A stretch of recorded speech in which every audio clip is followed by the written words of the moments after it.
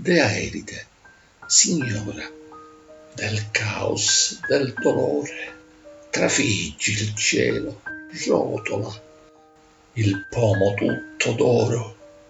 Un giorno ancora, poi sarà pietre il mondo. Nel multiverso spoglio rinascerà l'immondo.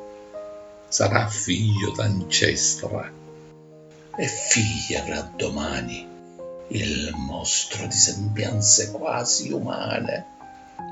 L'io grande, un buco nero, ingordo d'altrui sorte. Gerusalemme cubica sigillerà le porte.